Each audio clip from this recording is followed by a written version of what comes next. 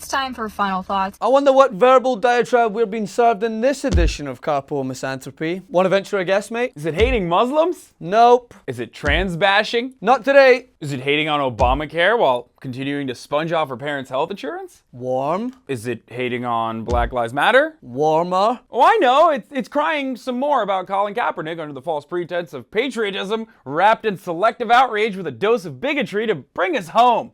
That's the one. You've gone and done it now, Tammy. Tanya. Tony. Tilapia. Talia. Tomato lasagna. It's pretty sad and pretty pathetic that the modern day definition of a social justice movement is a protest outside of NFL headquarters. Welcome to social justice in 2017. Enjoy the lunacy. Okay, seeing as how you describe yourself as a free speech constitutionalist, Tommy. Constitutional. I am a constitutional.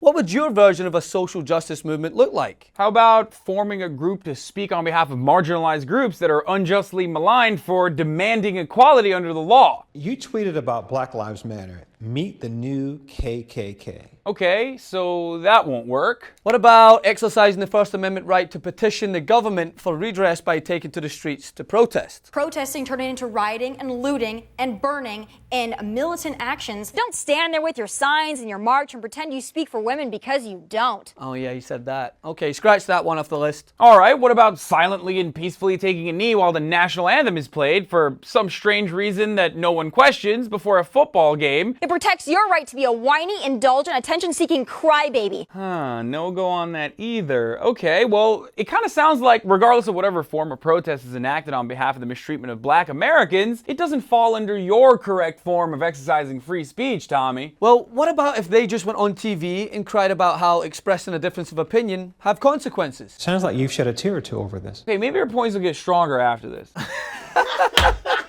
So what are they rallying for? For the 40,000 homeless vets on our streets every night? Right on cue, here comes the let's exploit veterans as proxies to reaffirm bigotry. It's so predictable at this point, Tommy, and it's absurdly hypocritical considering that just last week you were celebrating Don's decision to fire 15,000 troops who will now become unemployed veterans, adding to that list. But we're forgetting the freedom they're fighting for isn't the same because of the whole what's in their pants question. I mean, how can I feel safe here at home in the United States if some of the troops overseas putting their lives on the line to protect our freedom make me feel uncomfortable? It's America first, remember? Not Americans first. Kaepernick is an attention-seeking crybaby who takes out his perceived oppression, the oppression that he was apparently exempt from while making $19 million a year. Shit, she solved it. She's gone and done it. The cure to racism is to make money. Shit, someone tell LeBron James that having the N-word sprayed on his door doesn't count because he's rich. Or someone tell Obama that being the only president in history to be subjected to the demands that he produce his birth certificate wasn't wrong because he made that moolah. The fact that he made his money has nothing to do with this, and you know that, Tanya. It's just an easy way of deflecting from the fact that it is still unacceptable for a Black American of any socioeconomic status to speak out against a white narrative. Kaepernick's case is arguably more important as it symbolizes the selective outrage manipulators like you have when it comes to the treatment of Black people. You tell Kaepernick he shouldn't protest the unlawful killing of Black Americans because he made money, yet you have said absolutely nothing about why he protested, the unconscionable injustices those less fortunate than him experience, but who don't have a voice to speak out. You know, for the likes of Philando Castile, I'm curious actually. I never saw your video explaining why the officer who fired 7 shots into the man from point blank range walked free. You never talk about that, Tommy. And look, Tommy, part of me understands why you think that Colin Kaepernick has ulterior motives in protesting. Probably because you get paid a shitload of money to say things that you don't really believe in.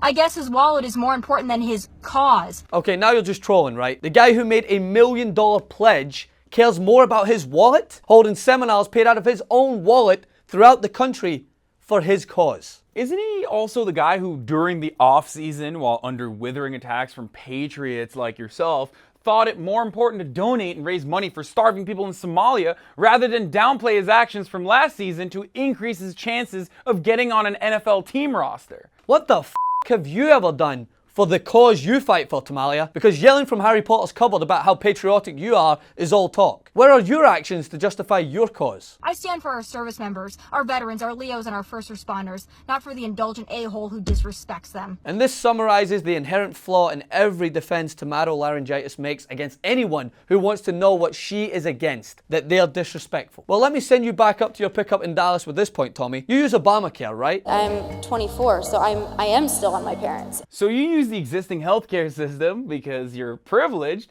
but you don't think it works as well as it could, so you criticize it. You think it could be better. So does that make you a disrespectful, un-American crybaby? What's the difference between you questioning the healthcare system that you take advantage of and Kaepernick questioning the country that, despite offering him great opportunities, which he acknowledges, has also brutally mistreated the black Americans he's fighting for? Where's the difference? Well, there is one difference, and that's the color of his skin. So you say that it's important to voice criticisms because that is how we have an honest discussion. But maybe that's not the conversation you want to have, or that your MAGA chuds want to hear. No, well, they'd rather hear insults lobbed at black people, calling them thugs, or trans people, calling them distractions, or immigrants, calling them threats to national security. Basically, anyone who speaks out against the dominant white establishment narrative. And that's exactly what you give them. So wait, who's sacrificing the cause in favor of chasing the green again? I'm Hassan Piker. Don't forget to follow me on Instagram at Hassan D. Piker. Follow me on Instagram at Francis M. Maxwell. Don't forget to follow me on Twitter at Hassan the Hun. And on Twitter at Francis M. Maxwell. Like and share the video.